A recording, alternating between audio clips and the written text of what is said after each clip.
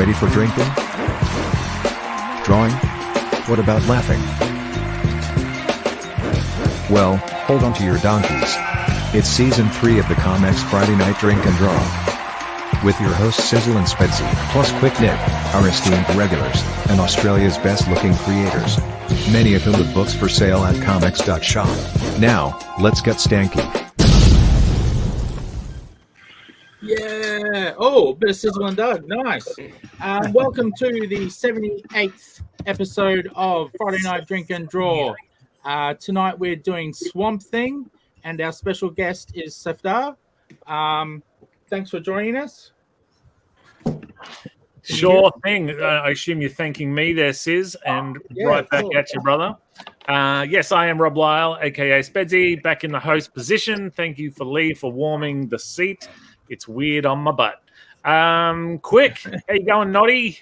Hey, it's good to be back in Noddy Land.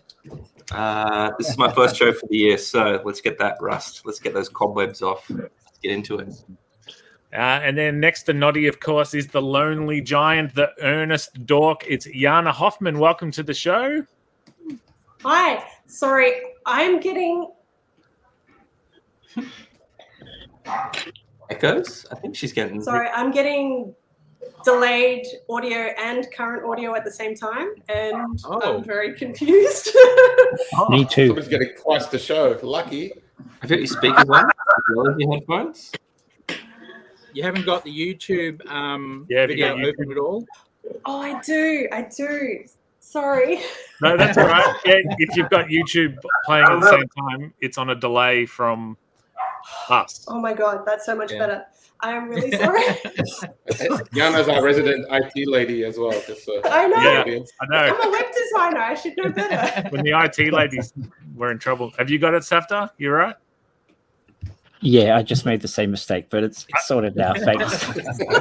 Awesome. Well, the man who himself was referred to as a mistake. It's Alex Major. Hey, everybody. I just want to correct Quick Nick, because although he's physically, but in spirit, he was on the last episode too. I put the Detective Budgie in there because he was missed. And then also, just if Lee, you're watching, you did a great job last week. And I also tuned in to your show. So people who, just watch all the other comics shows. That was great. Yeah. Alex, you're not meant to be so genuine in the intro. I just bagged you out, and then you had this heartfelt thing. Yeah, I wanted to make you look bad. I figured this is my technique. Yeah. And then below Alex, of course, we have the Silver Fox, the zombie basketball. It's Bazza, the barbarian's dad. It's Don Ticchio. Welcome to the show, Don. Thank you, Rob. You pronounced my surname beautifully. Thank you. Yes. Nice. And then Trev Wood, what's good, mate? Are you killing it lately? You seem to be. I'm trying to. Is this out? Yeah. And I am so on brand that I'm even t-shirting it. I fly the flag high, and you guys are wearing your comics, and I got to show love to the other Gestalt guys. So it's all about branding. I'll show you my underwear later. They've probably got some coming too. Excellent. That's for the comics later after dark. A man who's no stranger to showing us his underwear. Sure thing. Dave, Amazing Tales 6. It's on the shelves at ComX. Yeah, that's right. Yeah, that's good, eh? Finally got it out. I'm sponsored tonight by ComX, and also Crown Lager sponsoring me. Thank you very much, Crown Lager. I appreciate it. Just keep the supply coming in. Much appreciated. And then we have the shield breaker himself, Mickey Scott. Welcome back, sir. It's good to be back, and it's good to be fully functional. And then a man who himself is still alive. Hey, it's Safdar Ahmed. Welcome to the show, sir. Thanks so much. Lovely to be here. Lovely to meet you all. Yeah, it's awesome to have you. Pleasure, we mate. will pick your brain a little bit later in the show. But first, we need to talk about Swamp Thing. What we do on this show is we go around the room and we talk about how much we know or don't know about Swamp Thing. And there is no right or wrong answer. If you know nothing, just make up some stuff and we'll all laugh at you and have a good time. That's often what me and Sizzle do, because we have, unless it's Batman or Wonder Woman, we don't know what's going on. We don't know what's going on. All right, Sizz, give it to me. Not your astonishing man-sized thing or whatever it's called, man thing, something or other. We're talking the other guy. Man thing's the other guy. That's about all I know about Swamp Thing, is that he got ripped off by, or the other way around. I'm not sure which way around, but either Marvel copied DC or DC copied Marvel, and you got Man Thing and you got Swamp Thing. The Swamp Thing is the one from the swamp. So that's by your logic, the other guy came from a man. From a man, yes. And I know the other guy burns or something. So I don't know what Swamp Thing's powers are exactly. Are they something to do with trees and plants and I don't know. Yeah, so Man Thing, you burn at his touch, I believe. If you show signs of fear. Right. Yep. Okay, there you go. Now, Swamp Thing, if he touches you, I'm not sure who can give me a guess as to who created Swamp Thing? Bernie Wrightson and Len Wein and Bernie Wrightson, I think. Nice.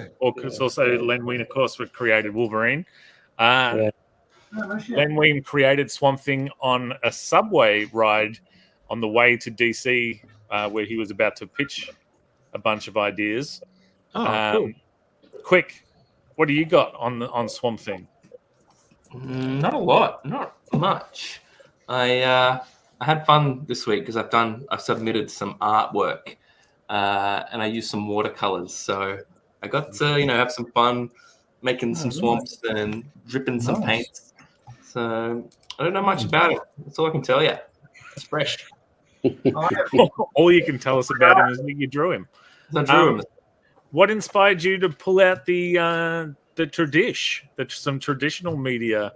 Oh, just 2023. I want to try some more legit hands-on stuff. So we'll be showing that a bit later on. I think I'll be doing it a little bit more. I just want to try more hands-on stuff. Yeah. I got that low-key diss in there too, where you called traditional legit, leaving me. Yana, are you a big Swamp Thing fan? Oh, as I know as much as Jon Snow about Swamp Thing. So you know that winter is coming. Yeah, basically. That's about it. Yeah. So I know he's green. He has a thing that sort of always seems to. That's the iconic thing, apparently. And then the teen graphic novel that I've seen in my local shop for quite a while, and hadn't realized that it was related until I did this Google search. So, if gun to your head or plant encrusted hand to your head, what would you say his superpower was if you had to guess? I mean, he looks very strong. He looks very what? Strong. He's strong. Very muscular. Okay. Super strength. He also looks larger than a human. So yeah, just. So his power is largeness. Yeah. He's good at construction work.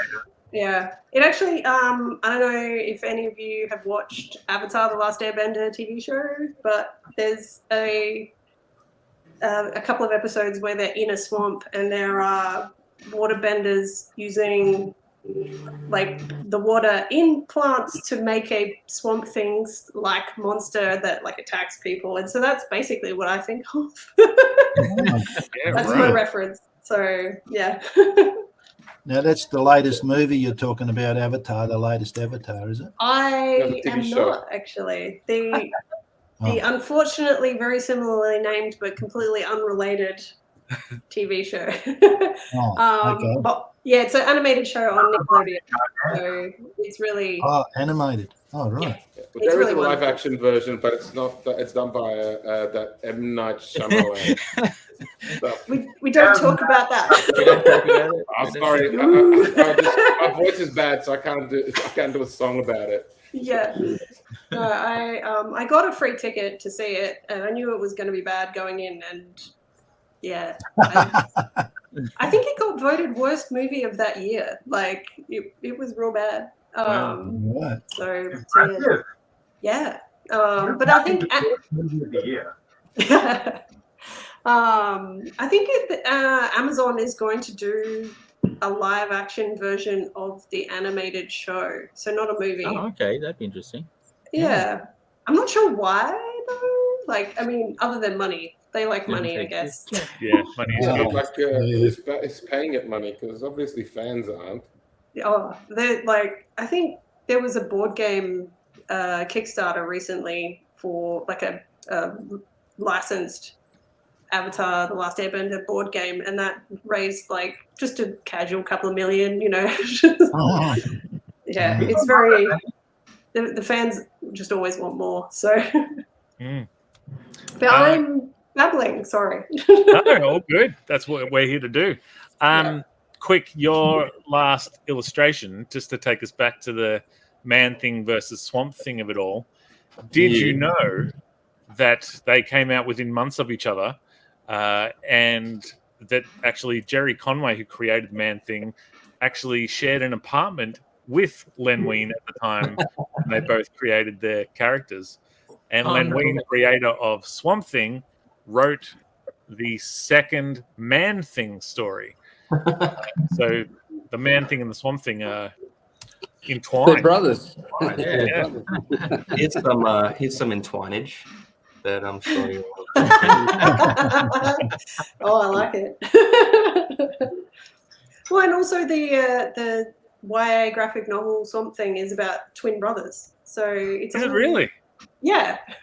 So one of them is a socialite and the other one is a nerd who I assume it like messes around with plant biology or something. Wait, do you somewhat identify that in our pre-show talk with you and your sister?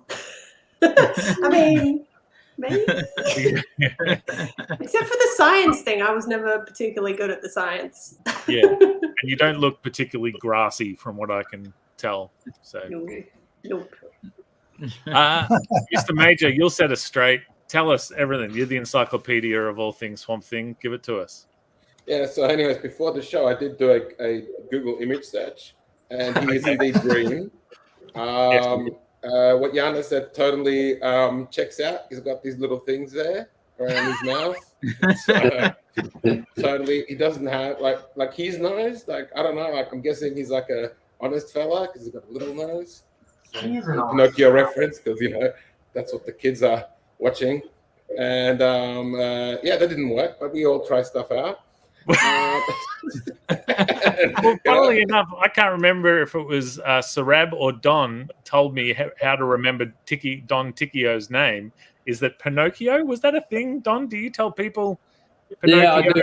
Yeah, because everybody seems to pronounce Pinocchio correctly, but my name was always Ticchio instead of Ticchio, like Pinocchio. You don't say Pinocchio. How do you think I feel?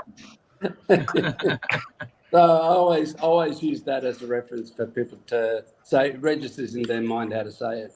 Yeah. But sorry, Alex.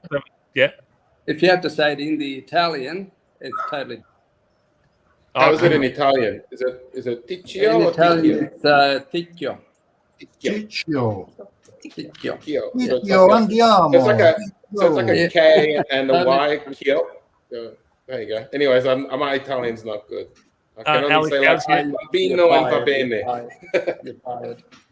Scusi. So, yeah. Alex, how do you say Swamp Thing in Hungarian? Nem tudom, which is I don't know in Hungarian. You could have just left it at first bit. I would have believed you. I don't know, but I don't know. I have Swamp Thing is just like one of those things that I've always seen, like in a Wizard magazine mentioned, but I never picked up the comic. It just looked like some scary dude and a thing. And like even looking at my Google search, I was like, if you just draw like a a naked man who's just like dirty and green, I reckon you're good. I got one. Sounds like sizzle. So anyway, so this is just my drawing. This is my art tip for today. If you want to draw a Swamp Thing, just any naked man with just dirt and green. Nice. Alex, if you had to guess, what would you say Swamp Thing's powers are? What Swamp Thing's powers are? If he has any. It's probably, is it smell related? Well, Jan already got one of them with largeness. He has the power of largeness. Well, you know what? I reckon, was there ever a crossover between the Hulk and the Swamp Thing? Because the colorist would have had a great time just clicking green, paint the bucket green, and then it's like, cool. I got to do a whole month's work in a weekend. Yeah, all the poor work experience kids having to go to Officeworks every 5 minutes to get a new green texter. Well, that was the 70s. Experience kids, damn. So was there a crossover between the Hulk and the well, of course there was the DC versus Marvel crossover event thing, but I don't recall Swamp Thing being in it. But I reckon there's a missed opportunity there. Yeah, but wouldn't you do Man Thing versus Swamp Thing?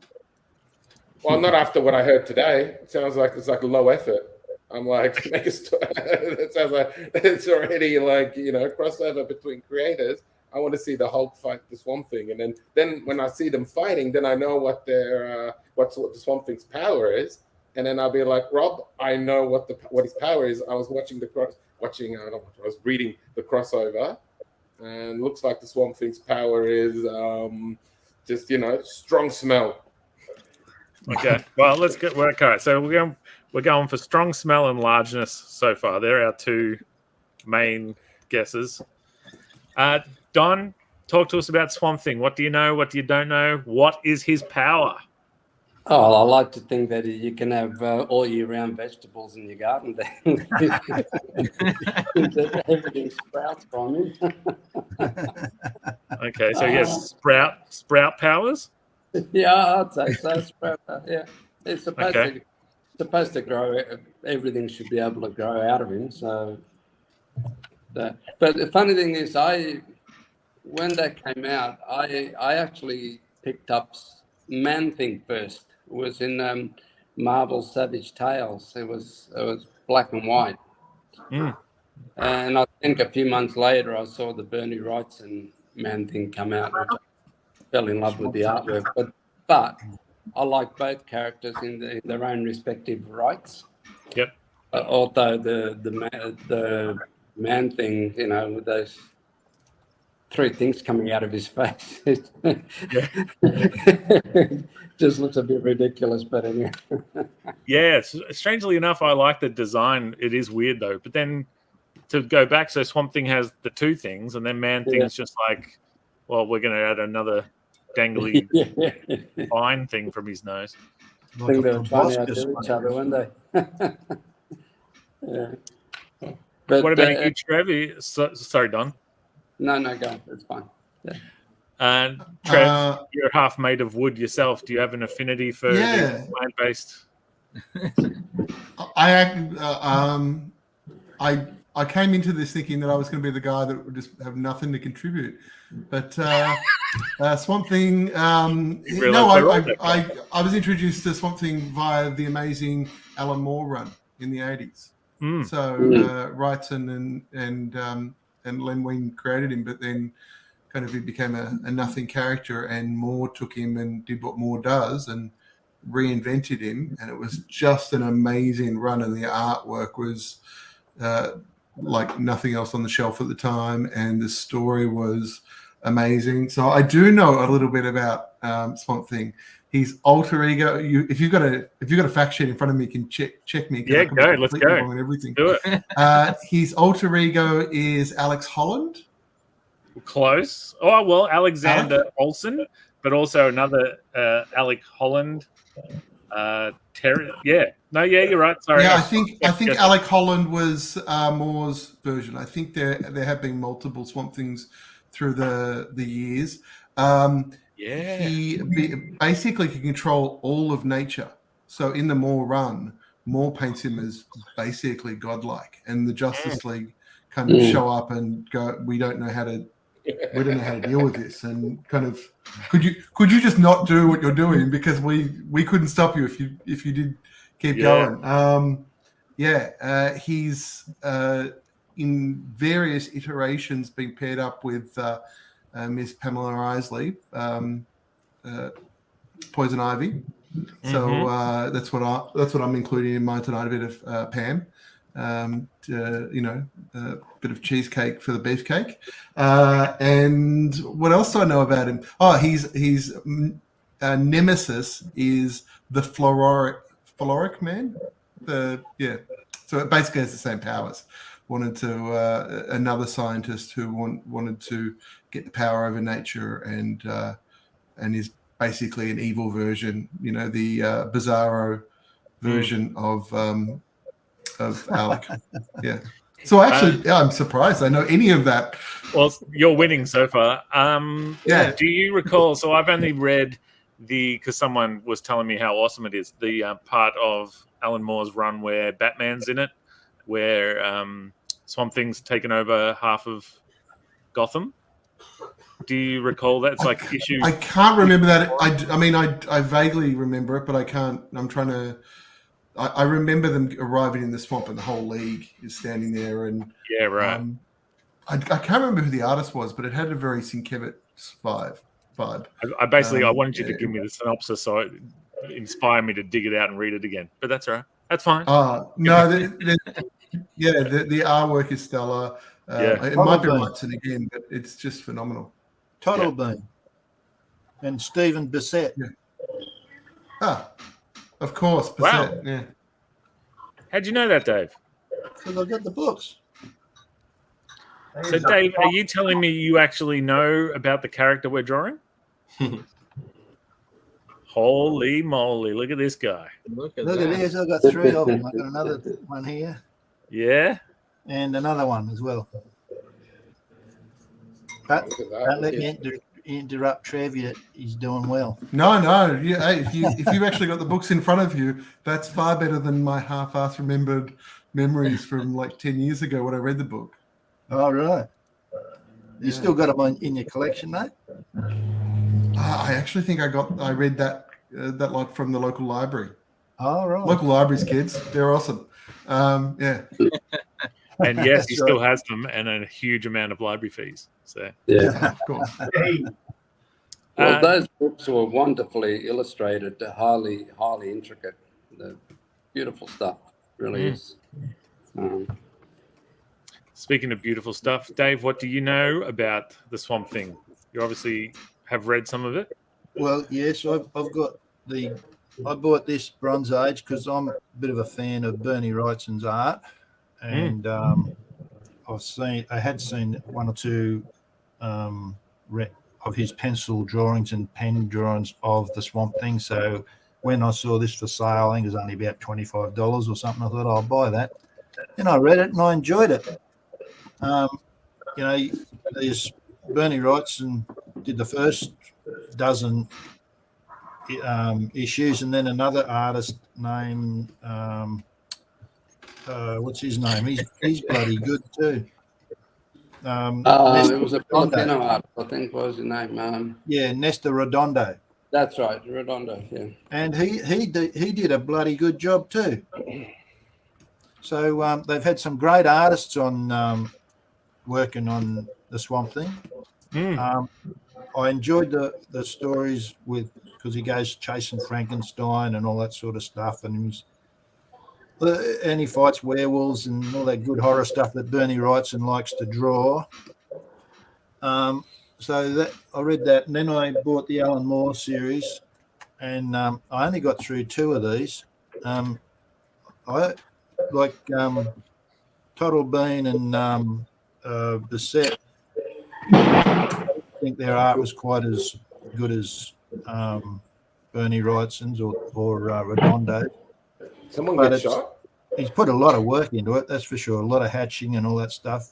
Yeah, there's a real there's a frenetic, scratchy kind of vibe to that book. Yeah, look at the panel layout really, they go with the action, they go with the story, quite imaginative. Yeah. I don't think you can half-ass an Alan Moore book. I don't think he'd let you.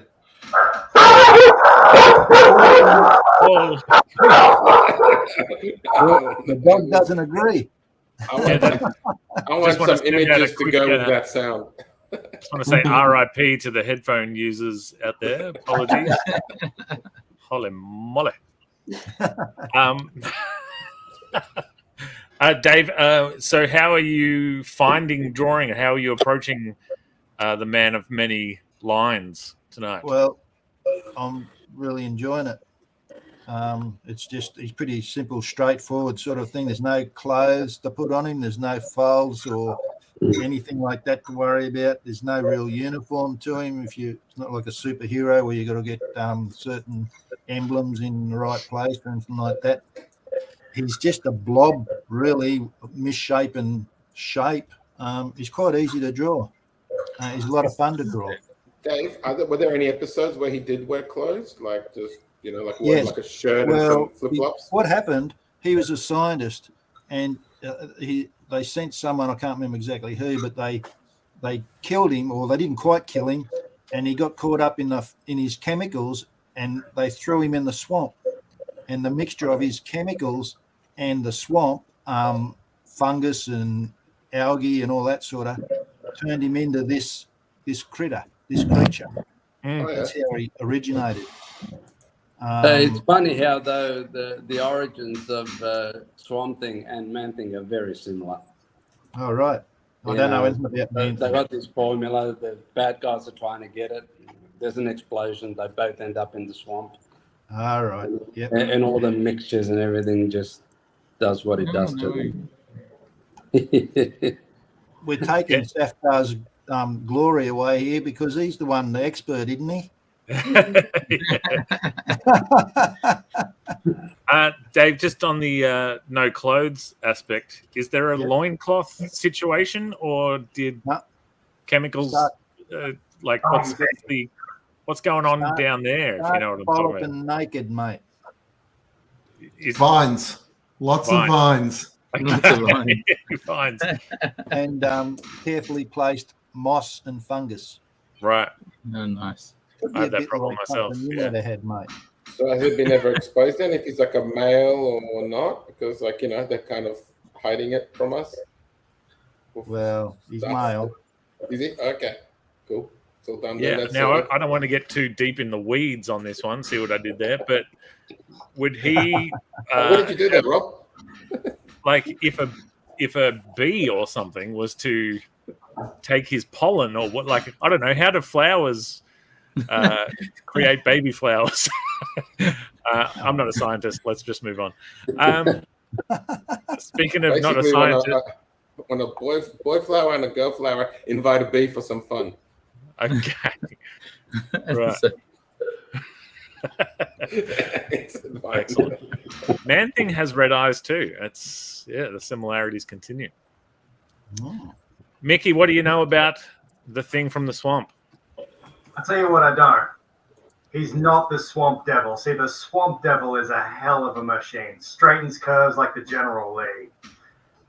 Yes, Swamp Thing is not that. He's sadly not that. But three things. The dogs would like to extend their sincerest apologies. What if they know? Also, half wood, made of wood. Brilliant. Just brilliant.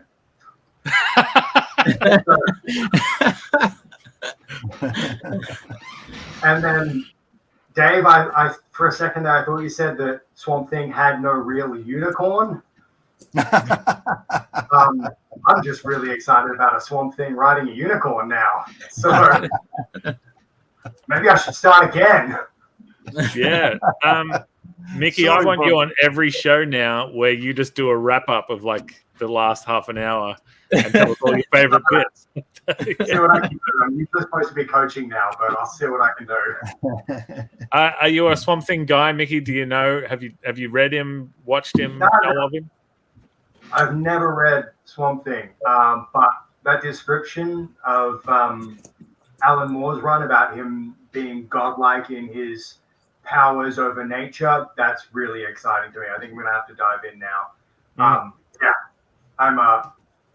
Stuff like that excites me. I really got into Paul Stamets' explanation of his research into mycology and the way that plants use mushroom networks under the earth to communicate with each other and actually share nutrients, share antibodies if there's a threat in the area. That kind of stuff fascinates me. So Swamp Thing all of a sudden is very interesting to me. Yeah, I've read somewhere that we're described as an elemental, where it's part of everything. Yeah. That's just on YouTube, William. We're on networks all over the country, mate. Safdar, why Swamp Thing? Why are we drawing Swamp Thing? For those who don't know at home, the guest of the week chooses the character that we draw, and Safdar Ahmed chose Swamp Thing. So tell us about him. What do you love about him? Yeah, I think what I love most is the artists who worked on Swamp Thing. So definitely when I got into comics, Bernie Wrightson became one of my art heroes. A friend of mine, I can show you, a friend of mine showed me his Frankenstein, which is just amazing. It's amazing. You know, and so I fell in love with the black and white illustrations that he did for Frankenstein. And then, so basically then I started looking for Wrightson's artwork wherever I could. And got Batman the Cult, and that was when I discovered Swamp Thing. And I kind of drifted away from comics and missed the whole Alan Moore run. Or I think I was buying Spider-Man back then because I just didn't know, that much about comics. And then read these Alan Moore books later and just loved them. And then, of course, again, it's the art. I love Bissett and Toddlebane and Rick Veitch and Redondo, who all worked on those books. They did a great job succeeding Wrightson. And so I think mostly it's the horror, it's the monster theme, but also Alan Moore made it very philosophical because he kind of made Swamp Thing into this eco hero in a way. Like, he's no longer your typical man who gets transformed into a monster. He becomes this plant that labors under the misconception that it's a man. And he kind of explores the aspects of that. And I think his superpower, as was said I forgot about that. That was a great, and I guess his superpower is to become part of the ecosystem, to kind of travel through the ecology. And then he has this bizarre romance with Abby, the female lead, under Moore's writing, and that's weird. So all of those things made it really interesting character for me. I haven't read any recent Swamp Thing, so I'm not really an expert. Can't even talk about the last 20 years of Swamp Thing. Safdar, I've got a question about Swamp Thing to you. I have a question about Swamp Thing because you seem to know more about it than I do. When you said he's one with nature and stuff, does he ever use his like an odor and a smell to see if then I was kind of correct with my guess? Drive it home. Don't know. Alex, you really want that to work, don't you? Yeah, he does. And then, Safdar, would you say, just to give Don some points that Alex is desperate for, the sprout powers? Is there a conceivable world in which you could refer to them as sprout powers? Or definitely sprouting over time. Yeah. Like with Captain America, there's so many stories where people want to steal the soldier serum. I can't imagine there's covert operations to steal sprout powers, but you never know. Well, one of the stories that I read, it involved John Constantine in one of the plots and all that. And the man thing, while it was in America, it could actually go through the earth and appear in England. Like, it could go from one side of the world to the other. which I thought that was cool. It's because being part of nature and the elements, he was in tune with the planet, so he could go anywhere he wanted, which I thought was fascinating. Yeah, I like that. So theoretically, like, how long would it take him to get from one side of the earth to the other? Is it like, can he just go, here I am, and then, or? There is pretty much. It was.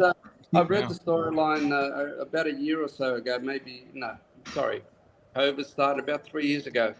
DC started bringing out the thick volumes of what do you call it when there's a lot of stories together?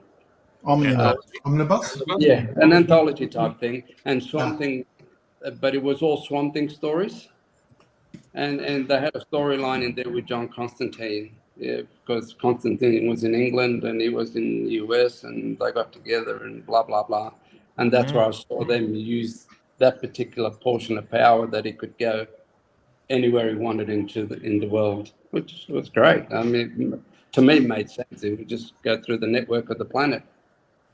There he was. Yeah. That's awesome. Mickey, just before we move on to our creative part of the show, what's the Swamp Devil car thing that you're talking about? It's a song by Artemis Piledriver. Got to give me a hat like that. It's a hell of a tune, man. It's a what? It's a hell of a tune. It's a really great song by it's a song. Artemis Piledriver. Okay. Oh, okay. Well, we'll have to tag it on the end of this episode for those playing at home. Everyone will enjoy that. Awesome. Well, let's put the focus back on Safdar for a moment with a segment we call the Creator Now it's Spotlight. the part of the show where we shine a big shiny spotlight on one of our creator friends. This week, we welcome Name and talk about their creative journey. Please, everybody, make some noise for Name. Yes, of course, this week's name is Safdar Ahmed, the creator behind this book. Is it working? Is it popping up? There it is. Still alive. Now, this book I'm seeing pop up everywhere. So Safdar is killing it.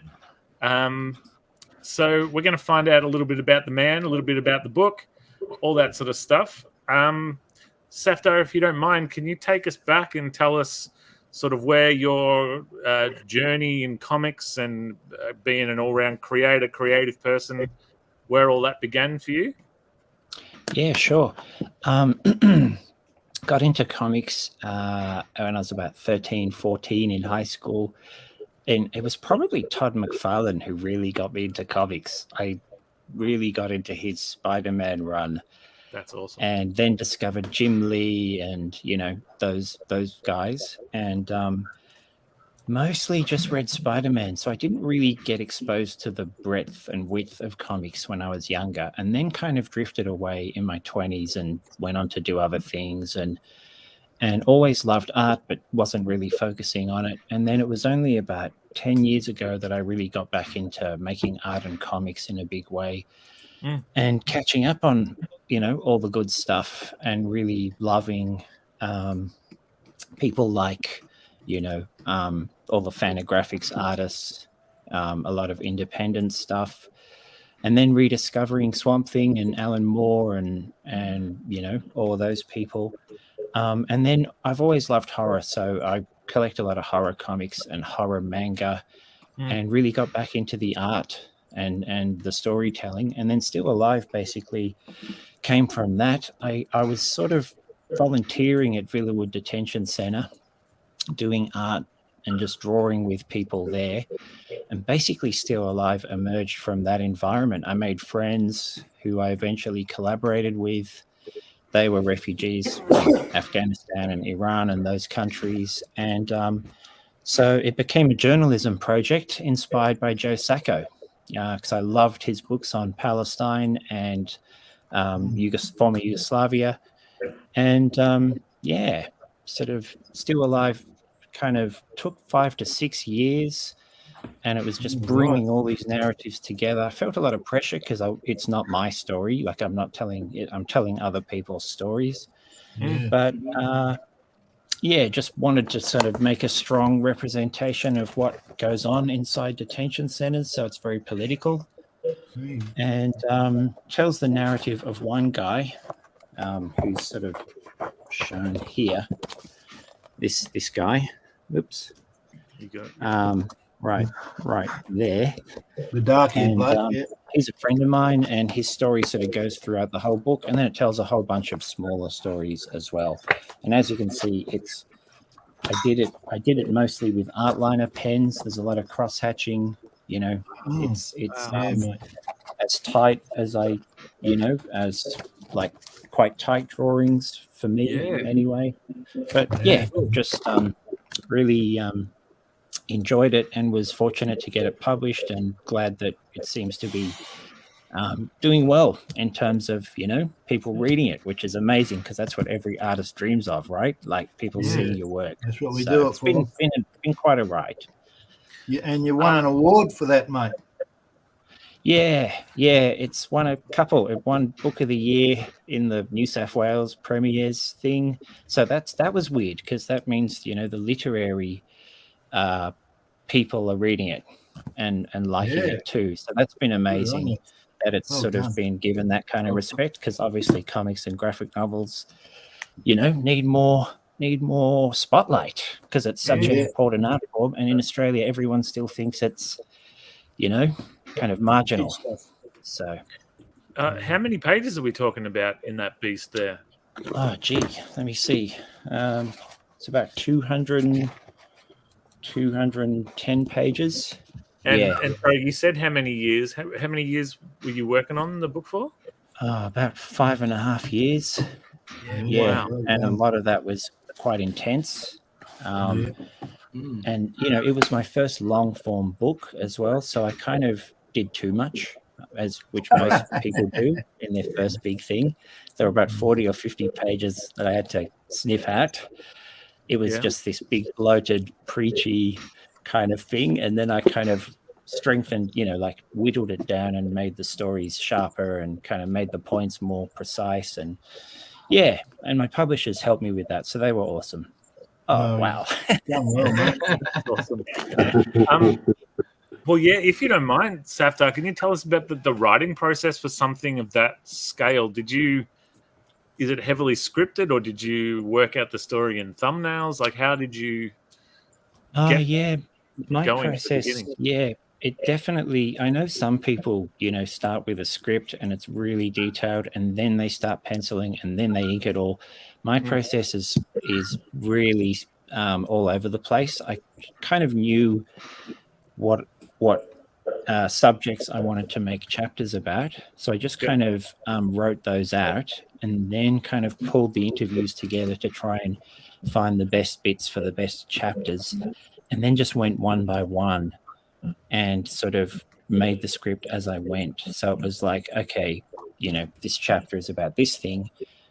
And I actually just did it and drew it and kind of didn't even do very many thumbnails, just sort of I don't actually get much from thumbnailing. I do really rough ones, but then I just want to draw it and see it. And then I'm like, does it work or doesn't it? And then I kind of know. So it's a pretty painstaking. How many pages did you throw out, mate? 40 to 50 pages ended up on the chopping room floor. Right. But some of it was garbage. Some of it wasn't very good. And at one point I was rushing and my drawings weren't that good, so I redrew a lot as well and thought, I could have done better there. So, And my poor publishers, I think I told them I was going to be 1.5 years. I confidently said, this won't take long. And so every year at the end of the year, I would email them saying, just one more year. Yeah. And so you had another job while you were doing. You had another job while you were doing that, Safdar. You weren't just. You were still working at this. Bunch of things, bunch of jobs. Yeah, right. Exactly. So it didn't have the luxury of doing it all the time. Yeah, right. But that was important too, because you need a break from it sometimes. Yeah. Yeah. No, I'm just super curious. At what point in the process did a publisher get on board? Did you pitch it two places, or did you have pages, like half of it done, or?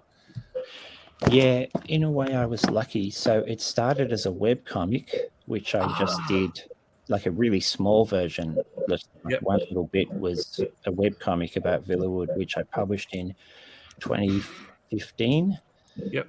And then that won a Walkley Award, which was really lucky. And then, of course, I think that was when my publishers noticed it and they liked it and said, "Why don't you make this into a book?" And they're a micro press, so I'm like their first book that's been done from scratch. And so, so basically all I really had was the contract, and there's no real money involved when you're just doing it. So it was just a case of, I'm just going to do this. And I think having the contract was the pressure that I needed to do it. Otherwise, I might have given up. But it was like, I've got this contract. I've really got to do this. Got to do it. Yeah. Hold your soul, mate. Exactly.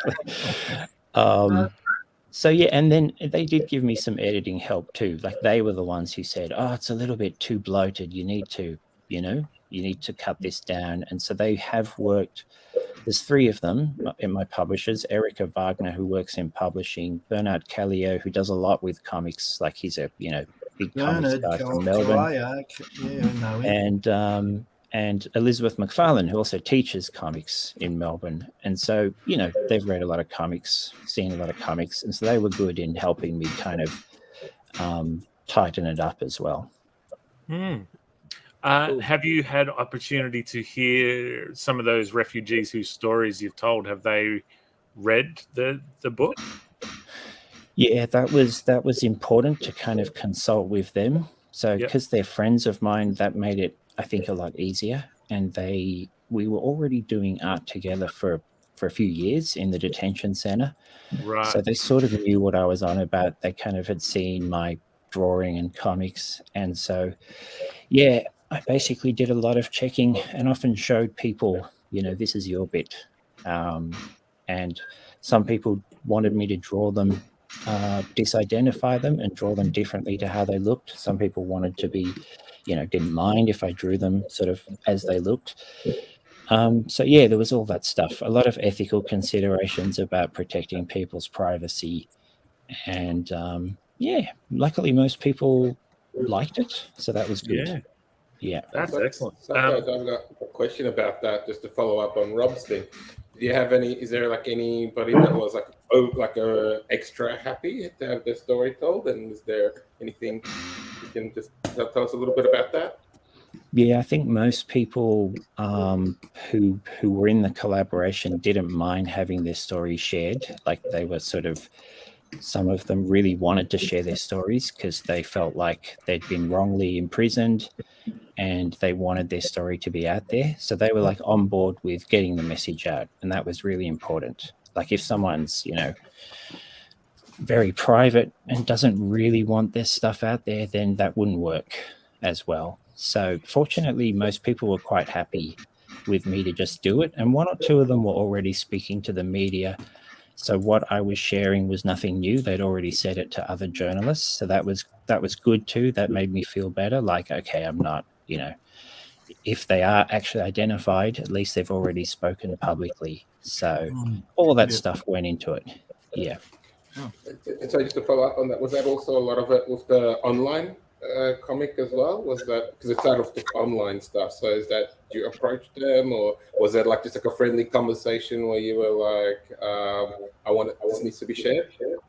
Yeah, same thing with the online one. I asked them first, kind of told them that this would be public, and just made sure that they were okay with that, basically.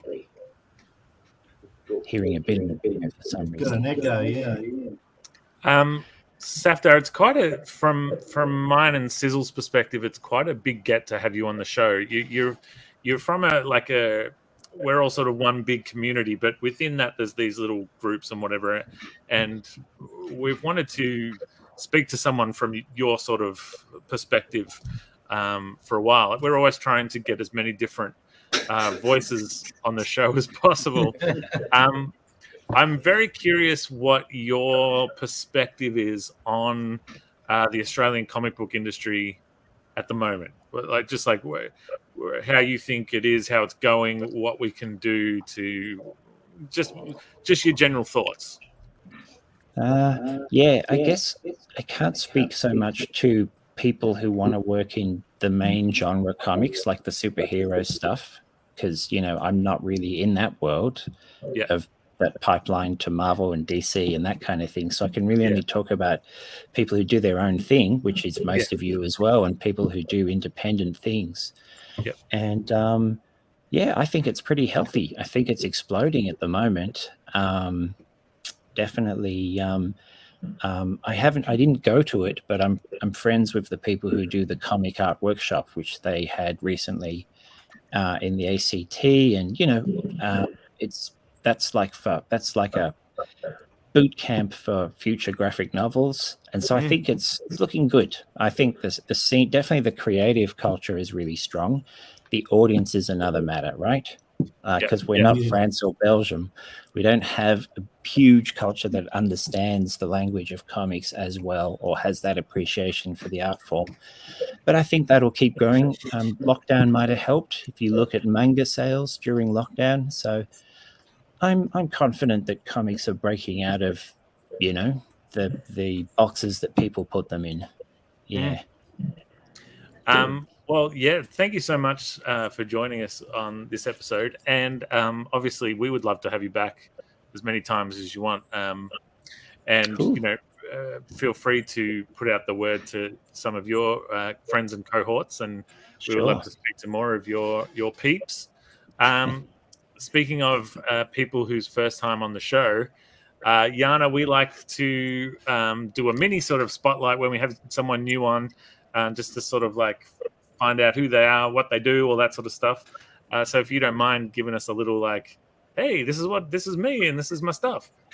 Yeah. And you're on mute too, sorry. You're on mute.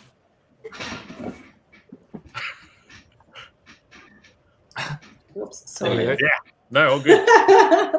Hi, I'm Yana. I'm from Adelaide in South Australia. I come to comics from a slightly different background, I guess you could say. I've never read a lot of superhero comics. Mm-hmm. I grew up reading web comics, funnily enough. Okay. So I would go to my local comic shop. I'd catch my bus when I was a teenager into the store. I was very intimidated by the guy behind the counter. But I would buy my how to draw manga books, even though I didn't read manga, but it was like, I really wanted to draw them. So I've always sort of gone towards like more long form stories. So I sort of stopped drawing in my early 20s. I was like, oh, it's time to be an adult and I'll do my web design thing. And then I was at Supernova when I was about 27. And I was walking past Nicola Scott. And she was doing a commission for like a 12-year-old or something of Wonder Woman. And she was telling her story to this girl. And I just sort of stopped and eavesdropped. And she was saying, when she was 28, she was hating what she was doing. And she's like, what do I want to do with my life? I want to draw Wonder Woman. And then long story short, 5 years later, she's absolutely worked her butt off and is drawing Wonder Woman. And I was, like I said, 27 at the time. And I was just like, maybe I could do this. So, long story short, I was got back into drawing comics, and in 2020, 2021, I did my first solo comic, The Lonely Giant. So I kickstarted that. So it's 27 pages. It's a adaptation of a little children's story that I grew up with that just had a lot of meaning to me. So I thought I'd start with something that was sort of familiar, but it's a completely different story from that little 2-page thing. But so I posted it a lot online and that sort of thing. And so I've come back to comics since then, and my partner owns a comic shop, so Hey, yeah. you get prime real estate on the shelves. Sort of. They do have a really great local section. So shout out Greenlight Comics in Sydney. Oh, Greenlight's the best. I've heard. Yeah, everyone tells me you got to get your books to Greenlight. Yeah, they're amazing. wonderful. So it's more like a bookshop than a traditional, monthly comics kind of place. Which, like, nothing against floppies, but I'm also a really big fantasy novel nerd, so books have always been my jam. So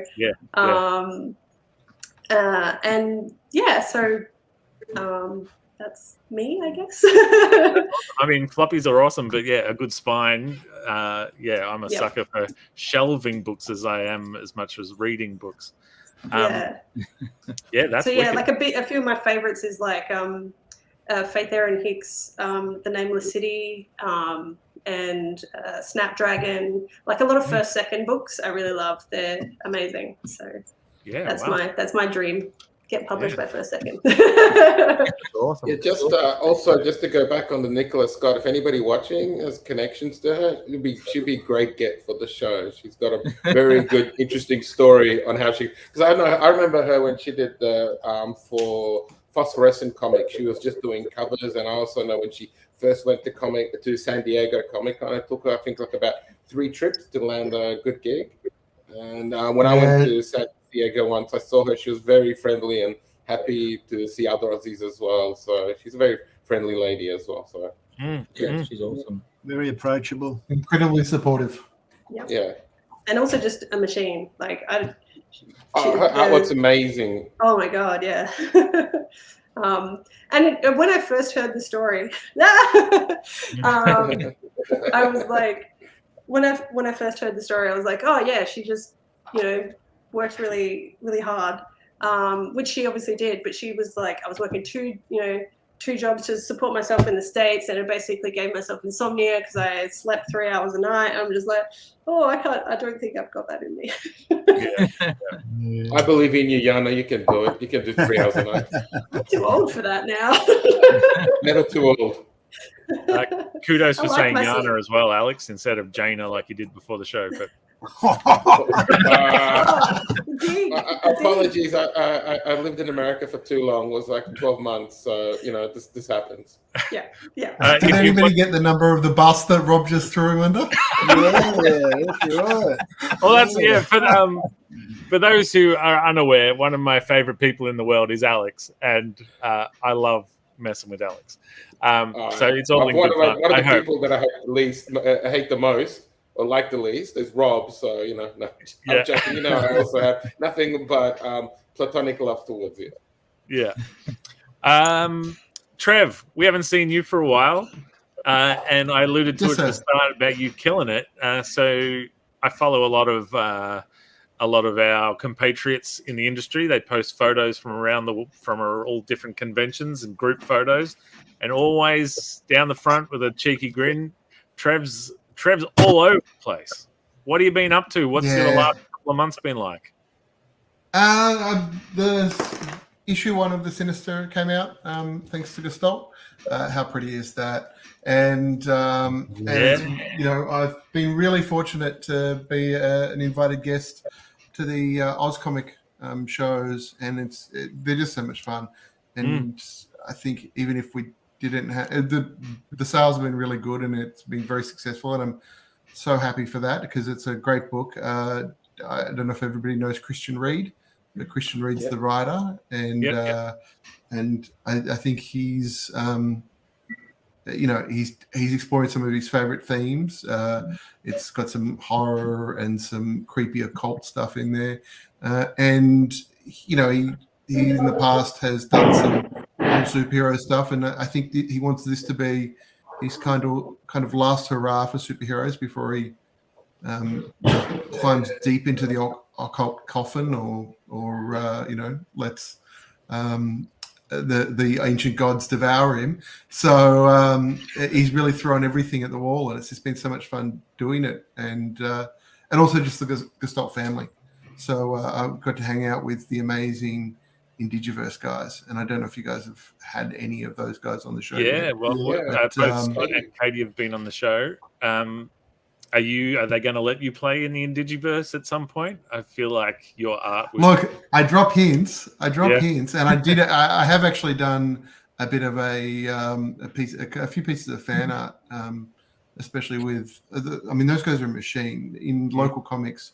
A single creative team putting out a book of that caliber, and the last issue came out September, I think, or late July. And they've got another one coming out in the next month or so, and it's a level up again, and they just got the plan. They're already working on issue 3, and Scott's got this amazing, he's very serious about it being not just a book but a universe, and he's like, you have to show that piece because that feeds into the 3rd book in the series or the 4th book in the series, and he's, and I'm like, well, sounds like you got a lot of books there. If you need somebody, but I'm also throwing my hat in there. There's a bunch of great writers and books going on in the Gestalt world. I've also kind of keep dropping hints with Gary Proudly that I want to do another Tower Guard book. I'm a big. Do you live in WA, Trev? No, I'm a Melbourne boy. All right. Yeah. So Gary is a Melbourne boy too. He lives about 5 minutes away from me. So, but Australia is such a cool place insofar as we can just connect with everybody. Scott's in Broome and somehow manages to work with Katie, who's in Melbourne too, and Wolf in Perth, and you're in Talgard as well, aren't you? I am, in Tome 2. So yeah, that was really cool. That's my first published by a publisher piece. So that's awesome. Well done. Yeah, cool. Quick Nick got to team up with Gary Proudly just recently. Is that right, Quick? Am I remembering correctly? Yeah. My page of Sizzle and Doug in the Multiverse was written by Gary and features a cameo by Talgard. So it was cool to enter that. Oh, brilliant. Yeah. A little bit. Very fun. So we managed to backdoor getting Wolfgang Bluesmer in the book as well. That's right. Yeah, we did. Yeah, it's awesome. I'm Don, honestly still just in awe of Gary doing so many 4-page scripts. I'm just like, especially me, because I've been drawing for a long time, but I'm relatively new to writing my own stuff. And I'm just like, my Lonely Giant was meant to be like 16 pages, is 27. The current script I'm working on is meant to be 12. It's going to be about 24. So I'm just like, how do you keep it so short? Amazing. Don, we haven't checked in with you for a while. I believe the Silver Fox machine's about to power up in 2023. Are the rumors true? Yeah, we're getting ready for our next graphic novel. For hopefully we'll have it done for either Supernova, I think it is April or somewhere. I lose track, or Oz Comic Con, one of those. Yeah, we're about 95% there. Okay. So at the last minute, Sarab decided he wanted to add another 7 pages of story. Yeah. Now, one of our show regulars, of course, is Nick May, who was part of Zombie Basketballer.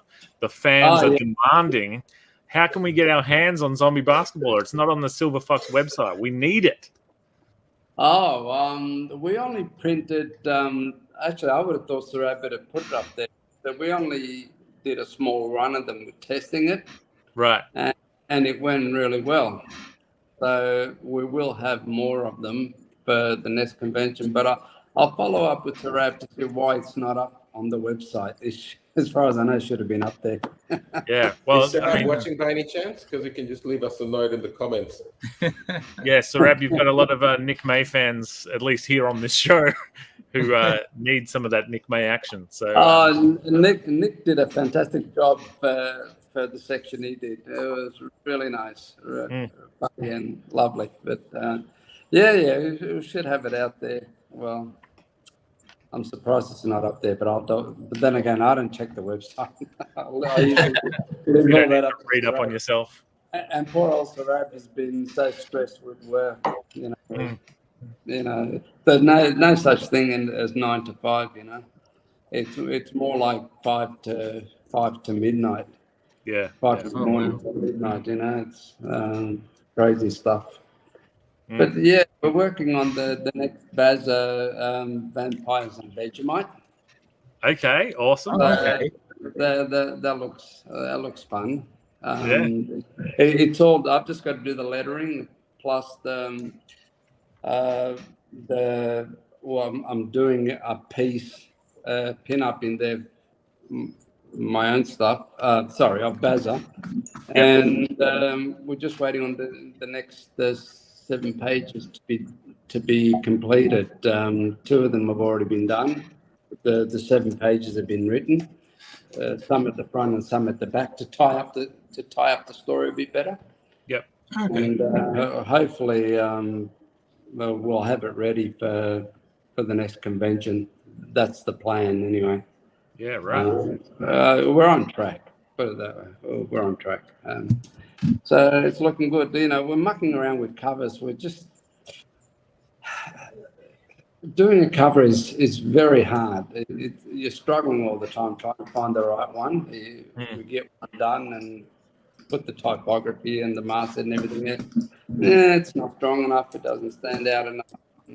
Then you put it aside and do another one. And that's what we've been doing. But yes, well, there he is, sir. Yes, Sarab there. Sarab, why is Zombie Basketballer on the website?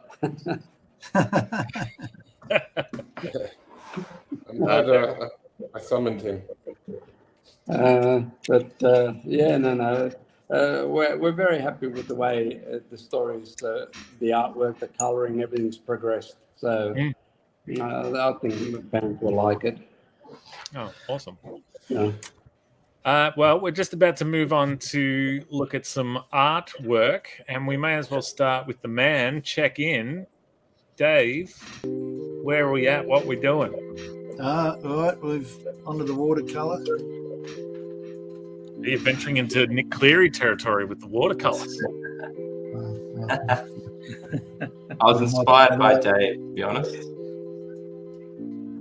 Yeah, so we just dropped in a few shadows here now. I told you, you know, he's easy to draw, this fella. You could draw him. If I had a character like this to draw all the time, it'd be great. You know? So easy, really. And fun. He's not bad. I reckon he's all right. This one. Yeah. Really? That's it, mate. That's the man thing. It's the ginormous man thing, isn't it? Keep your man thing to yourself. Awesome. Whoop. Take me out. What do you reckon, Sis? Is it about time we look at the treasure trove of art that we have that's been... I reckon it is. So we'll start with the first one I got from our missing comrade. Hey. Hey. Nice. I love the shoes, mate. Come back. Well done. Everyone see that? Yeah. Which is his eyes. Nick May. Excellent. Conveniently covered up the questionable area that no one knows what's going on down there. The questionable area. I wish somebody wouldn't. That's not a preview for my gift. And we got Hugh McGowan. Oh, cool. Oh, good one, Hugh. Well done. You could go down and up, Sis. Oh, you can't see it. Sorry. No, sorry. Well done. That's bloody ripper. Oh, it's really good. It reminds me of Abe's Odyssey. Is anyone aware of Abe's Odyssey? Yeah, I know Abe's Odyssey. It's You're seeing a bit of that in there? Those generous A little eyes. bit, yeah, but he needs to be more skinny. Like Abe's like this super lanky character. That's right. Who are you talking about? Oh, Don't worry, we're not talking about you. I'm joking. Oh, that's the main thing. Okay. And those are classy shoes, yes. Duchenne Silver. Yeah. Price. Lovely stuff. Nice. Excellent. Well done, mate. Beautiful. Deshaun got the traps note. He's got no neck, Mr. Swamp. He's Deshaun's a little bit like Lee Chalker. He uses about 14 fine liners per drawing because Are you muted, Safdar? We need you. Oh, yeah, you're muted. We can't hear you. Sorry, I've got a friend in the room. I was just telling him to email his artwork. Oh, okay. Sorry, I thought you were dropping these amazing pearls of wisdom. Awesome. Cool. Okay, next we have, by Quick. This is my little Here we edition. go. My watercolors. On the cover, mate. Nice. Slime. Excellent. Yeah, it's fun. Oh, lovely. Nice one, mate. No, I've been talking all about my efforts, but I actually sat down with Travis Richardson, ComX fan, and we both dabbled in watercolors, and we spoke about watching Dave Dye do watercolors, and we were lending tips to each other as we were kind of making it up as we went. So let's look at Trav's watercolor efforts. Bring it on. Very good. Very good. Here we go. Oh, that's Trav. That's Trav there. Nice. Hopefully. Wow. Looks like Lee Chalker. Thunderbeard. That's Lee Trav Chalker. is really good at hiding little Easter egg jokes everywhere. Yeah, he is. Now, Travis, he pooped Good one, himself. Trav. Why is the water in that area? Best not to think about it. Excellent job, Trav. Well done. Oh, and next we've got Spedsy. Hey. Whoa. Yeah. Entry man. session. Jeez. Yeah, He's got a nice big leaf. You and Hugh had the same idea. Yeah, me and Hugh, I stole Hugh's reference. Yeah. But see, I went above and beyond, guys. I put a little loin. Oh, you went there. Yeah. Whatever you call it. Still didn't give us an answer though. Big leaf, mate. What are you Big leaf, trying to hide? Where's his man thing? Hey. Oh, dear. Yeah, all right, mate. Come on. Okay, we've got Neil Calm Blandon. Nice Yes. and gruesome. Oh, Neil. Neil. Neil Blandon. Looks like a fun I love guy. little flowers on the feet. Excellent. That's his That's sprout really power, nice. Sis. Sprout flower, yeah. He's doing it. That's excellent. Very cool. Okay, so next up we've got Dan May. Right. Hey. Well done, mate. Oh, Nice Dan, one, that's Dan. great. Very good. Excellent. Dan went quite a different style this week. Yeah, he did, didn't he? Yeah. That's a Nice. ripper, mate. A Well lot done. of I see a lot of Hellboy and Swamp Thing. Just with that jaw and those vague eyes Mm. Yeah. and the size of him. Oh, yeah, his largeness. These large powers. Yeah.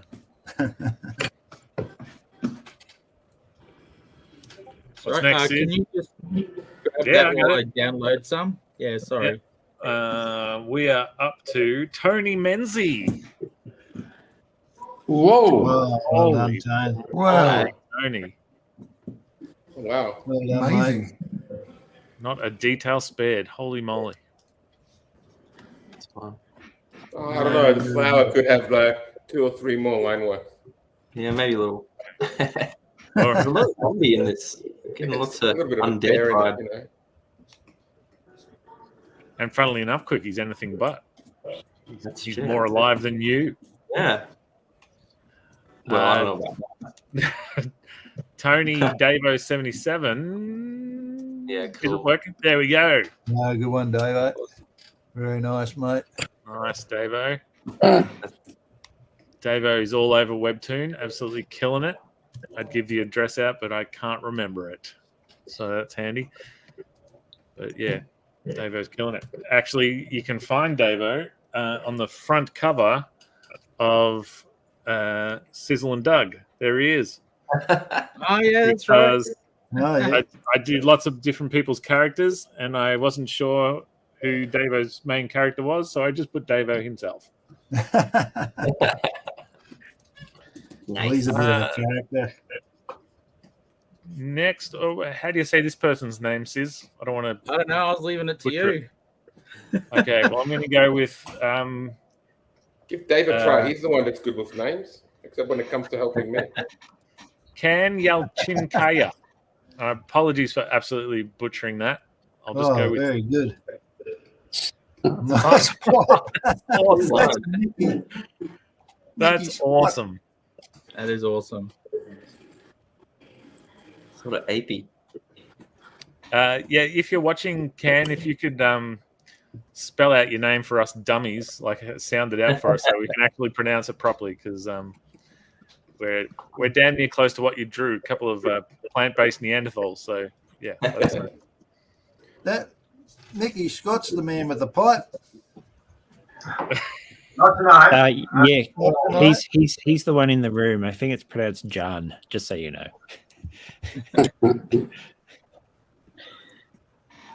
You that, John? Oh, there you go.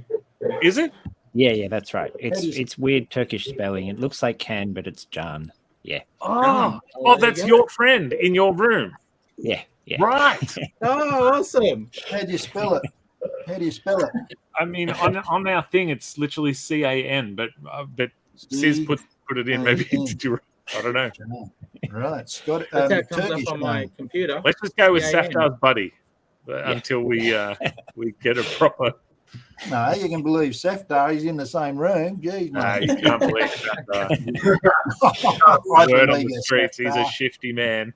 No, I believe you, mate. All right, so Yarn. Thank you so much, Yarn. Don't be a stranger. Yeah, come back. After we've made an absolute mockery of your name, please come back. We haven't. All right, so what about some of the people in the room that we've not heard from or seen from or whatnot? Has anyone got something they might want to show us? I'll jump in. I only did pencil, so. Yeah, that's cool. Oh, bloody hell, Don. I only did pencil. Smashed it. Is that all? Yeah. That's beautiful. Don, I've got a question. What's up with the snake? Is there a story behind the snake? It's meant to be that it is in harmony with everything, nature and all the. That's why you see there's a bird nesting on his shoulder. Yeah, you stole me and you thing. Don, you know who would be jealous? Snow White. Love it. They get down. You know what? Something buddies.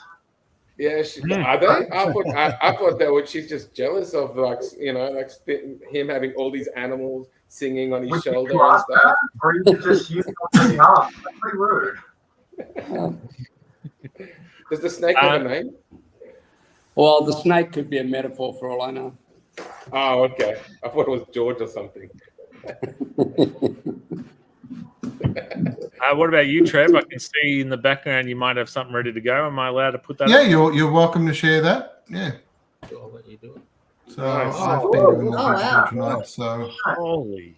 Oh, nice. yeah, but you know the trick that I showed you in the last stream about Spider-Man's webs. Many of us that have also stolen it works. since.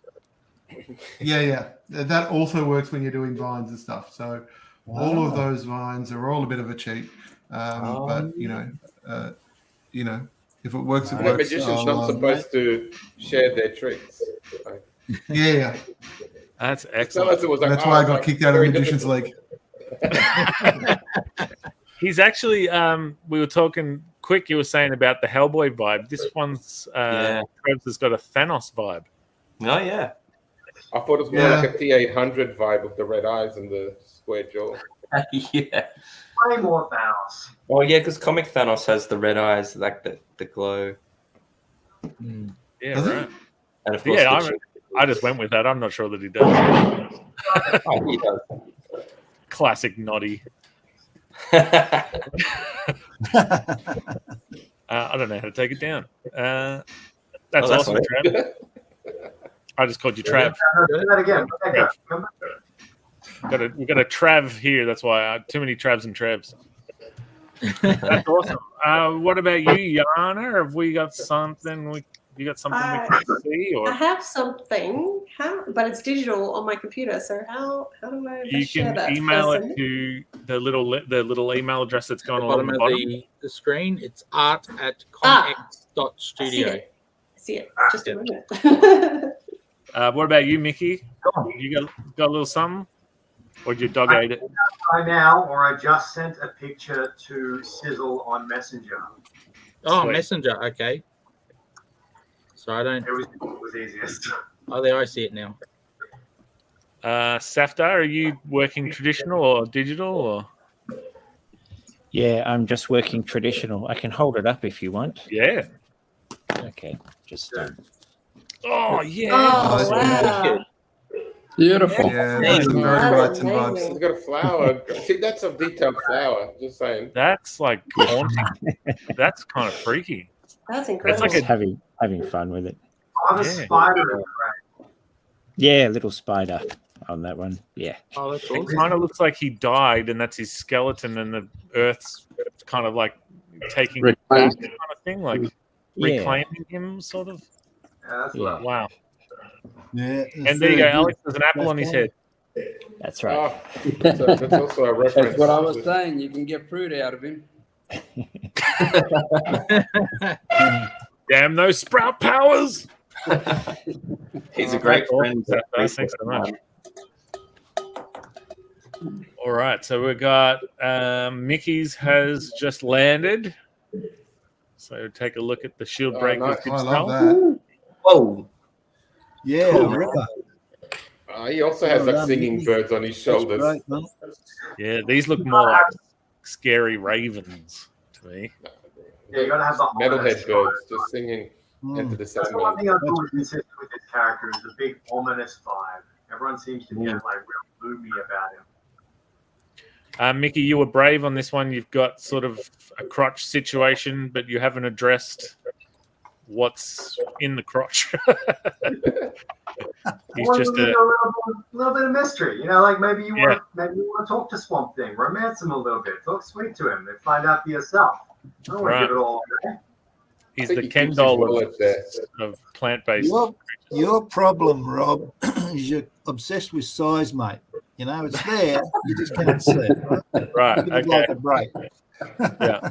He might not have the meat, but he's going to have like a bunch of nuts being a tree. So A couple of acorns, you reckon? Nice. More rats vibe. Oh, got some ones for you, Safdar. Yeah. Oh, lovely. Thanks. Awesome. Well, while some others slowly crawl into our little inbox thingy here, maybe we can take a look at what Alex Major's been up to. I need a song. Rob, you need to line up the music for this one. All right. Like, what kind of mood do you want? Something heavy. I've got like the blandest default songs there are, but this is about as heavy as we can get. So let's rock out for a sec.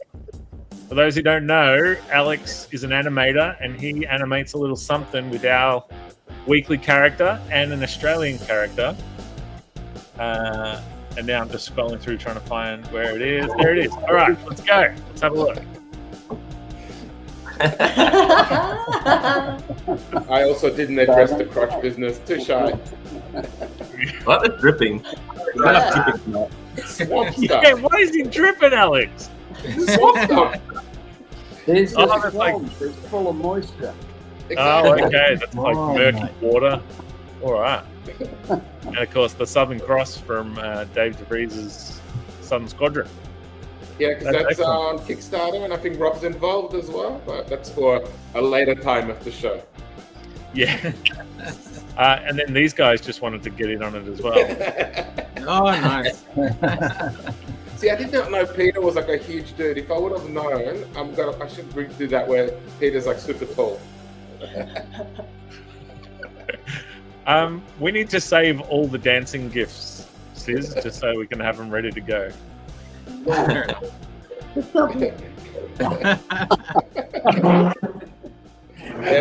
For people who haven't rang the bell yet, ring it. It's a shout out. William has asked people to subscribe. So, just do as William says. Click like, subscribe, and ring a bell and like. Yes, like the videos. Make sure and share it around as well. Share it to your friends and family. Sis, I believe we have Yana's piece now. Yes, we do. Hey, oh, nice. Bring up high so everyone can see Lovely. it. Yeah, Dave was like, "Yeah, it's really easy, just big chunky man," and I'm like, I don't draw beefy men very often, so I'm like, oh. And I was trying to draw his hands, and I was like, no, some trees will do just nicely. Let's hide behind some stuff. Yeah. But I think out of everybody here, you've addressed between legs parts the most. It's mostly just. Well, we can tell he doesn't shave anyway. Cool. All right. We've got two more pictures. Well, you have to pick it, right? Two more pictures. Okay. Well, one I missed. One I missed last week.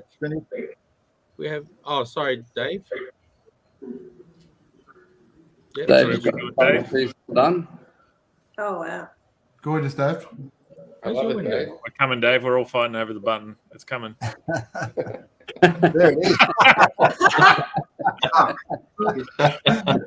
Same pose. There you go, Dave. That's awesome. Dave, is that the first time you've signed 23 on a piece? No, I did. What did I did something and I put 23 on it? When was that? I can't remember what it was. What was it? No, it's the second time. But yeah. Second time, but you guys been lazy. We're at the end of January. You should have had lots of pieces done. Well, that's the thing, Don. I was like, oh wow, this is the first time I've put 23 on a drawing, and then I was like, but it's not the first drawing, and I realized I'd put 22 on all the other ones. So, well, Rob, I didn't know it was you were referencing to the year. I thought it was like a Michael Jordan reference. But yeah, I always say Dave Dye is the Michael Jordan of Australian comics. So it's about time people recognise. Sky's Cavern Library was the first one I put 23 on. Peter Lane. He's a little hybrid. Oh, nice. Everyone's mashed together. Wow, Even included the snake. He's looking a bit bashful because he's worried Alex is going to tell him to nick off. So I wouldn't say that to a snake. I'd be like, hey, Nice. hey.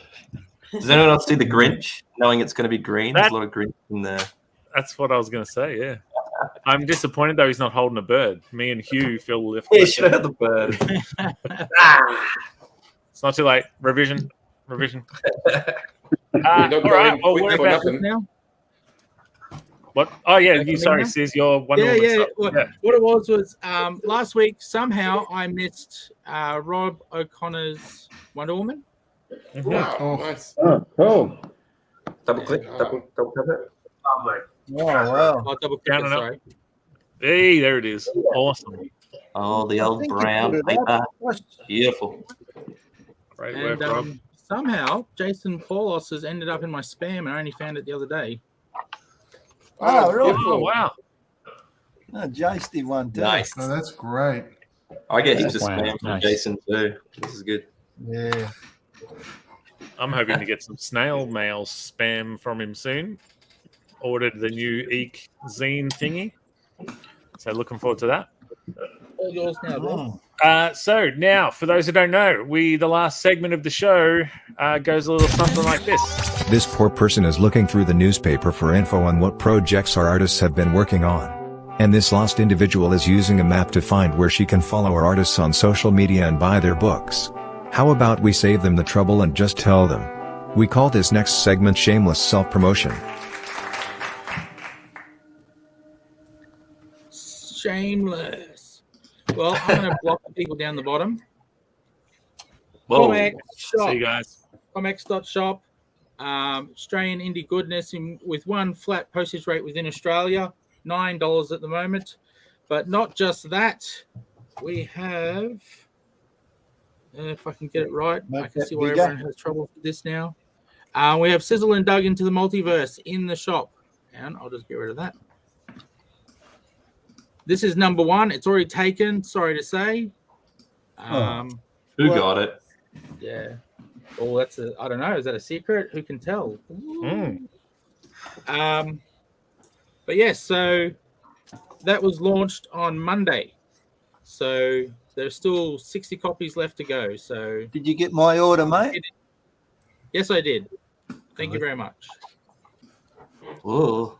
Yeah, so to tie on to what Sizzle was saying, so Sizzle and Doug, Ryan Bella's stuff is good. This here show and the shows like it here on the ComX network, they ain't free. And poor Sizzle has to pay for all that, the internet whatnot. So what we did is we put together a little comic book, because that's kind of what we do anyway. So we thought, let's all get 31 artists and creators together. We all chipped in a page to tell one ongoing story. It's as cheap as we can make it, just enough so Sizzle can make a little scratch on the top to pay for these shows. There is only 100 copies. They are numbered. I got number 25 because that's where my parents' house number is. But yeah, so you can grab yourself one now. It's kind of like a little snapshot of our little section of Australian comics. So who knows? You might be holding like an historical whatnot for our little niche community. So yeah, ComX.shop is your place to go. And you can pick up some other Australian goodness there right now and take advantage of the $9 flat rate, where you can get you can get a whole mess of comics and pay only $9 shipping. So it's pretty sweet. All right, Noddy, what do you got? I'm gonna just pass tonight because I'm working on some stuff and they're all so close to like being held in my hand. So I'm going to pass tonight and know that I'm going to take up a lot of time in the coming weeks. All right. So you're yielding your time. That's right. For Ella, are you? I got a few books in the works. All right. Talk to me. Excellent. Yana, it's all you. What do you got? Where can we find you? So if you Google Yana Hoffman, I'm the only English-speaking Yana Hoffman around. So conveniently, or you could just go to yanahoffman.com, but don't forget the double N.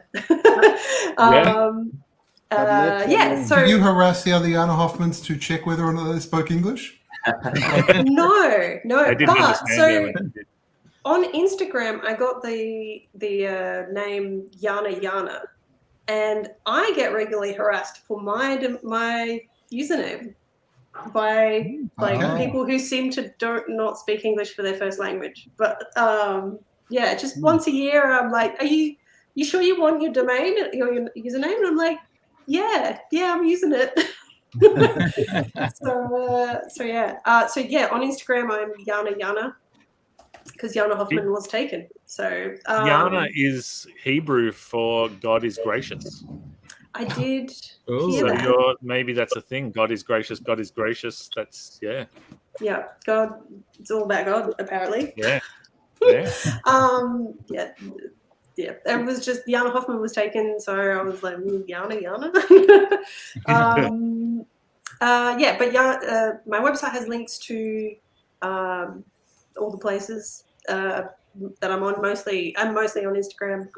You can also read The Lonely Giant, which is my most recent book, or you can get links to buy it or get it from Greenlight. I'm currently working on a untitled project, which is hard to talk about because it's untitled and it's in its script phase. But hopefully in a couple of months, I'll be able to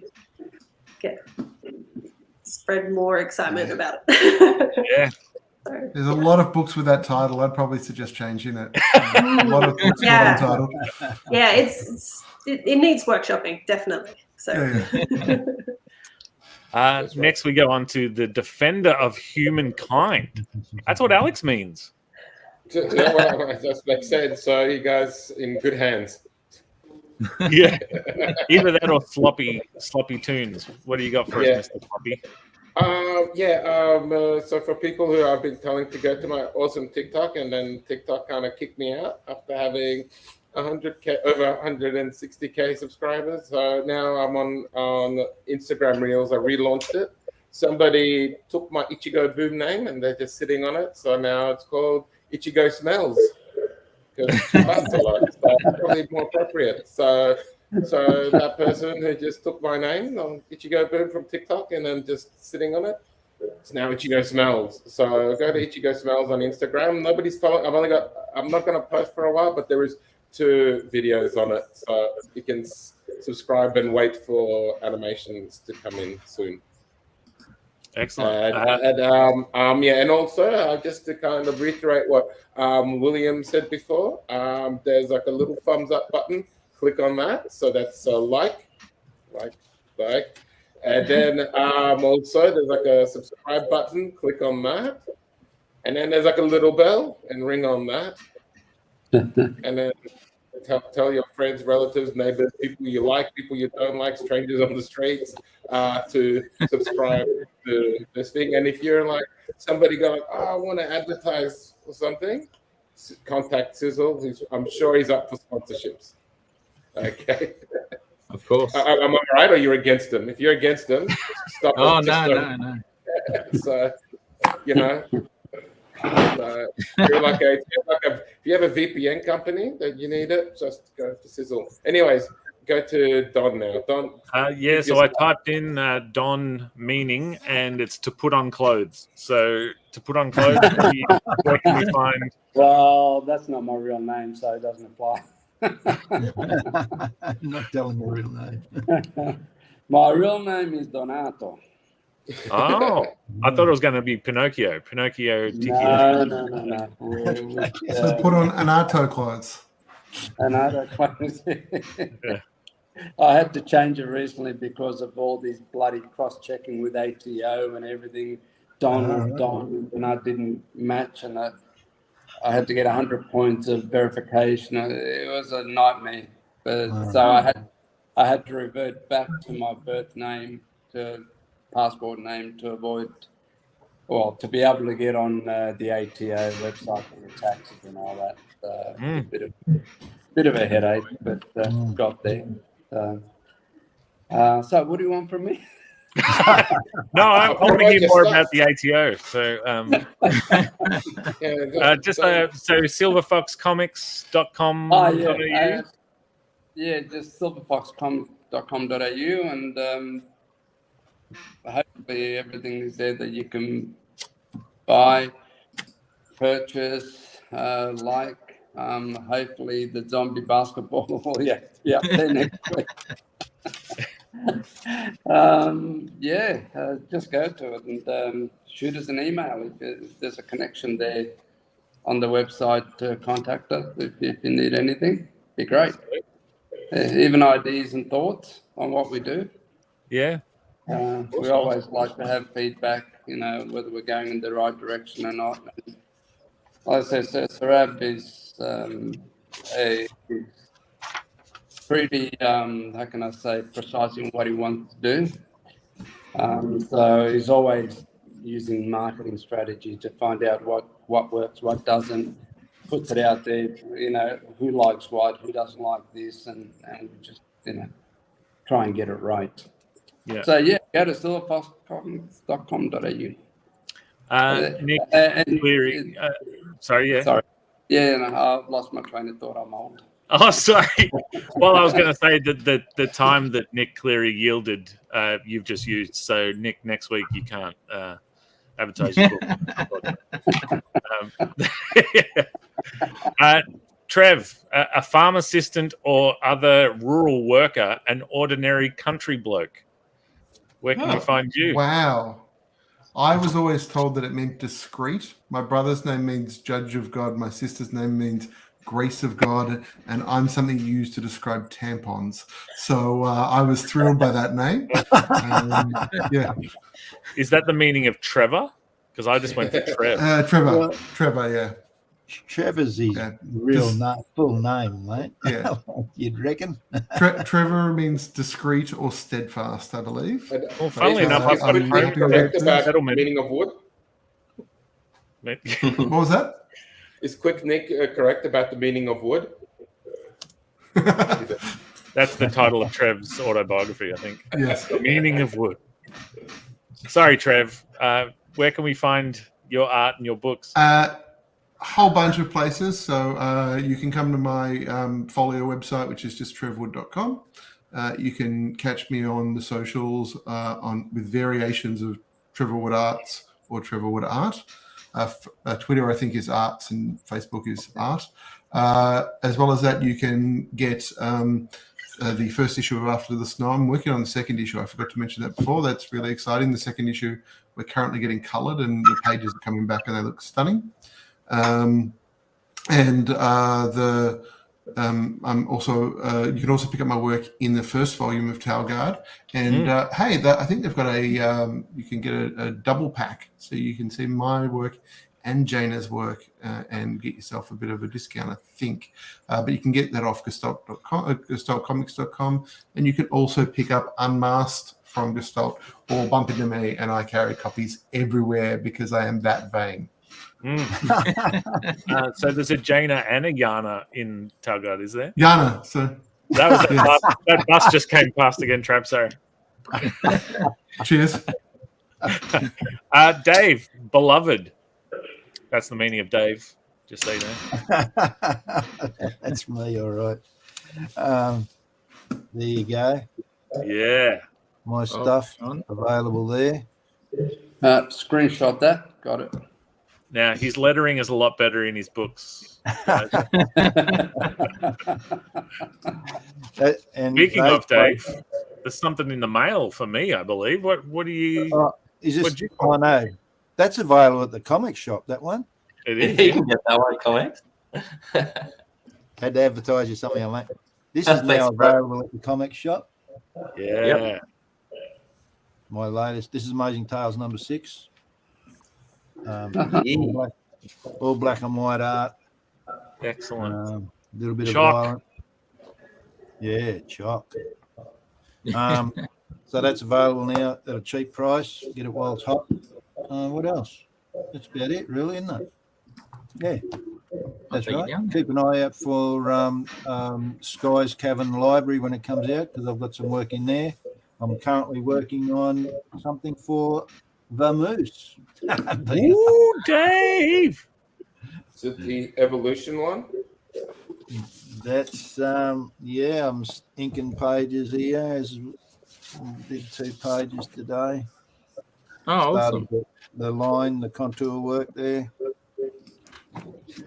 So that's right. Okay, Mickey, all yours, mate. To make fun of, tease, ridicule, to take the Mickey. I think Michael might be first name, mate. All right, thanks, guys. Some people know me for Shieldbreaker, which you can find on the shelves at All Star Comics on Queen Street. You can find it off me if you can find me. And you can find me on Instagram mostly, mickey.the.madbastard. Shieldbreaker is taking a back seat for a little while. I decided to make ground on my next title so that I would have more things to offer, more diversified offerings into the world. I'm working on a book called Guerrilla Shaman. It's about a psychology doctorate whose project gets trashed, teams up with a retired spy and a medically discharged SAS operator to save the world from an impending nuclear war. Their plan? To kidnap the leaders on both sides and get them so high on magic mushrooms they learn to love themselves and each other and prevent the war. Excellent. And if you could do us a favor on the next show, try and sit even further back.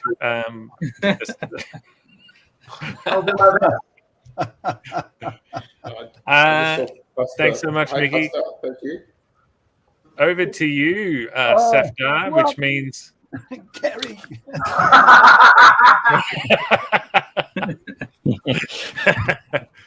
Safdar, piercing lines fighter. Yeah, I think so. Yeah, it's one of those military names. Someone who like breaks through the opposition line, something like that. Oh, I like to think of it like with your artwork, like real piercing line. Oh, I like that too. Thanks. Yeah. I hadn't thought of that. Where's that from? What nationality, Safdar? What's that? It's a Arabic name, but my family's Indian. They're Indian Muslim on my dad's side. Right. That's the name. Okay. Right. Excellent. Good on you, mate. But yeah, like Yana, luckily there's not many of me in Australia, so you could just Google my name. I think I'm the only Safdar Ahmed. Yeah. Here we go. There's Safdar Ahmed. My Insta handle is Safdar Nama. Oh yeah. Or just my website, safdarahmed.com. Yeah, excellent. Nice. Yeah. Is that a self-portrait, mate? Oh yeah. Or buy my book. That's it. Thanks. Awesome. Yeah, I'll be honest, I have been meaning to read it for so long, but also am scared that I'll be very sad. So I haven't. Yeah, lots of people have told me it's very heavy. And it is. Yeah. Yeah. People say the same thing about my book, The Devil's Toilet. It makes them very sad when they read it. It's also very heavy. Like it's a very heavy stock paper. Yes. It's difficult to lift. And my arms are tired when I'm reading it. So. Yeah. Well, Sis, I think we did it. Did we do it? We did it. Is it done? It's done. So I guess this is the part where I say thank you to everyone for being on the show. Thank you for everyone watching. Thank you for inviting me, Sizzle. Yeah, absolute pleasure, Don. Lovely. Thanks for having me as well. Been awesome to meet everyone. Of course. Yeah. Thank you. Thanks, Trev. Thanks, Ian. I enjoyed it. Mickey. Thank you. And thank you everyone who watched and everyone who commented. Thank you everyone who shops at ComX.shop. And get yourself Sizzle and Doug into the multiverse. Get Dave's new book. Sorry? Get Dave's new book in the same order. I had Dave's new book while you're there. A few people have actually. Thanks, mate. Hey, Dave, will your book be in Kings too? Like, any of you guys see stuff in Kings at all or not? Only Bin Kitty's been in Kings, isn't it? I haven't seen it. Oh, so maybe they sold them. I picked the King. I bought my Bin Kitty from Kings. So yeah, what is it in the back section somewhere where you can't see it? No, actually, it was pretty easy to. I didn't ask anybody. It's just on the when you go in there. There's like the rows. There you go. There's the rows of shelves. It's at the back, but not hidden. Like it's on the last shelf. Yeah. They're cutting us off. They're turning the internet off. They said so. Yeah. Anyways, go into Kings and ask for it. Save for the after party. All right, that's been our show. Thank you so much. We're all going to talk after the show. Thank you for the Academy for voting us. We'll see you next week. Same time, same channel. All right, let's roll. Okay, see you all. Thanks. Someone should call the police. The show has been murdered. But in 1 week we will rebuild it. Better, stronger, faster. In the meantime, head to comx.shop and powder your chestnuts on a copy of Detective Budgie by Nick Cleary, Amazing Tales by Dave Dye, Vamoose by Nick May, Battle for Bustle by Lee Chalker, Radical by Ed Kearsley, Sluggish by Spedsy, Crimson and Rascal by Peter Wilson, ComX Presents featuring so many of the creators that have appeared on this show. And so much more. Alright Sis, press the button. End the show. Don't make me butter your biscuit. Sizzle, press the button. Sizzle? Sausage sizzle. #Bunnings.